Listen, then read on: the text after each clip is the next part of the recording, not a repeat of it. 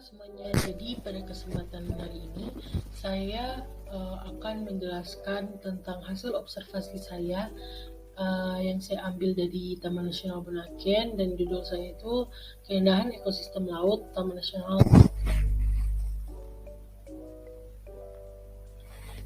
Jadi di sini ada tujuan observasi. Yang pertama untuk mengetahui keindahan alam yang ada di Bunaken, lalu kedua untuk mengetahui aliran energi apa yang ada, lalu ketiga untuk mengamati di mana letak tempat itu berada, lalu keempat untuk menganalisis komponen biotik yang menunjang ekosistem laut di Sulawesi Utara, lalu terakhir untuk mengetahui rantai makanan yang ada di laut. Masuk ke landasan teori. Jadi pengertian ekosistem itu merupakan hubungan timbal balik antara manusia dan lingkungan, yang dimana manusia ini adalah bagian keseluruhannya dari ekosistem tempat di mana ia hidup. Salah satu contoh ekosistem yaitu ekosistem laut. Lanjut, pengertian ekosistem laut. Ekosistem laut ini merupakan ekosistem yang berada di perairan laut. Ekosistem laut ini memiliki beberapa ekosistem lainnya, yaitu ekosistem perairan dalam, ekosistem pantai pasir dangkal atau bitarol, dan ekosistem pasang surut. Lanjut, Taman Nasional Bunaken. Jadi Taman Nasional Bunaken ini adalah salah satu taman yang terkenal akan keindahan bawah lautnya. Jadi Taman Nasional Bunaken berada di kawasan Sulawesi Utara. Kondisi dari kawasan ini sebagian besar adalah perairan, hingga flora dan faunanya adalah jenis yang habitatnya berada di air. Taman Nasional ini memiliki 5 pulau yang utama dan menjadi objek wisata. Tentu untuk mengetahui keindahan alam, kita juga memerlukan observasi data. Nah, jadi apa sih observasi data? Observasi data adalah pengamatan juga pengumpulan data yang digunakan untuk meneliti. Jadi, kita butuh tahu juga letak dan topografi di mana Taman Nasional Bunaken ini. Jadi secara geografis berada pada koordinat antara ini, dan kawasan ini kurang lebih luasnya 89.065 hektar, dan wilayah perairan perkiraan sekitar 97% dari total luas itu. 3% sisanya itu adalah wilayah daratan, dan jarak Taman Nasional ini dari pusat kota Manado sekitar 18 km. Dari sini ada beberapa pulau yang masuk di wilayah Taman Nasional Bunaken, yaitu Pulau Pentehage, Pulau Manado Tua, Pulau Siladen, Pulau Nain, juga pulau-pulau yang lain yang ada di sekitar pulau utama. Penduduknya itu di sana sekitar 21.000 jiwa.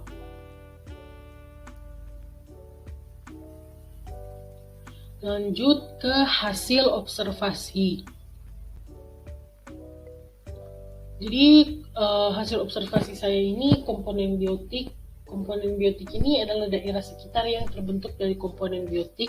Seperti yang saya lihat, yang saya observasi di video, bahwa daerah sekitar Taman Nasional ini memiliki beberapa komponen biotik, yaitu manusia, hewan, tumbuhan, juga mikroorganisme. Komponen ini terbagi menjadi 3 bagian kelompok, yaitu produsen, konsumen, lalu pengurai. Nah, jadi fungsi dari 3 komponen ini apa sih? Jadi produsen ini berfungsi untuk penghasil makanan. Konsumen itu adalah biotik yang berperan sebagai pemakan, juga pemakai, contohnya manusia dan hewan. Lalu ada pengurai yang berfungsi sebagai penguraian zat. Kemudian ada komponen abiotik. Komponen abiotik ini merupakan bentuk benda mati yang terdapat di muka bumi dan memberikan banyak manfaat, juga pengaruh untuk kehidupan manusia, lalu juga makhluk hidup yang lainnya. Di daerah Bunaken memiliki beberapa komponen yang jenisnya adalah biotik, yaitu air, tanah, pasir, bebatuan, topografi, dan iklim. Fungsi utama dari abiotik ini sebagai faktor paling besar terhadap kemampuan reproduksi dari spesies organisme juga makhluk hidup yang ada di ekosistem. Masuk dalam aliran energi, pengertian aliran energi adalah suatu rangkaian dari pemindahan bentuk energi lainnya. Gunakan ini memiliki aliran energi yaitu dimulai dengan sinar matahari lalu berpindah pada produsen, kemudian berpindah pada konsumen primer atau herbivora dan sampai ke saproba. Selanjutnya interaksi timbal balik.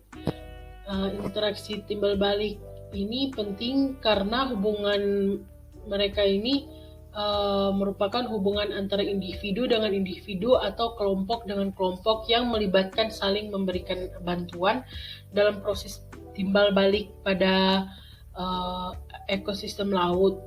Jadi di sini ada beberapa jenis. Yang pertama ada simbiosis mutualisme, yang berarti hubungan antara dua jenis makhluk hidup yang saling menguntungkan, yaitu tumbuhan yang terbantu oleh karena cacing tanah yang membuat lubang-lubang di dalam tanah.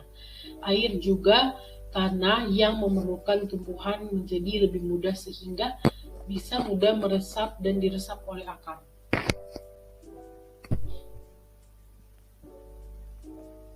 Lalu ada simbiosis komensalisme.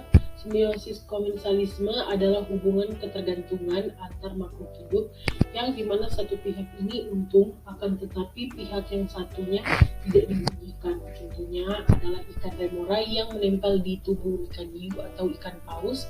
Ikan remora akan mendapatkan sisa-sisa makanan dari ikan hiu sehingga hiu tidak diuntungkan maupun dirugikan.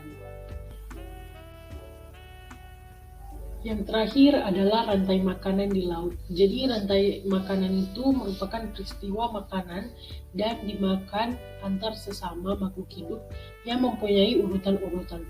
Pada rantai makanan ini terdapat peran-peran seperti produsen, konsumen, dan pengurai. Rantai makanan dimulai dari produsen yaitu fitoplankton yang berguna sebagai penghasil sendiri bahan organik makanannya. Kemudian konsumen tingkat 1 yaitu zooplankton berfungsi sebagai penyedia energi tingkat kedua dan menghubungkan antara produsen utama yaitu fitoplankton dengan konsumen dalam tingkat rantai makanan lebih tinggi di perairan. Selanjutnya ikan teri yang adalah konsumen tingkat 2, lalu ikan makaret konsumen ketiga, dan yang terakhir ikan hiu yang adalah konsumen tingkat 4. Lalu di sini ada pengurainya. Demikian dari presentasi saya. Maaf jika ada salah kata. Terima kasih.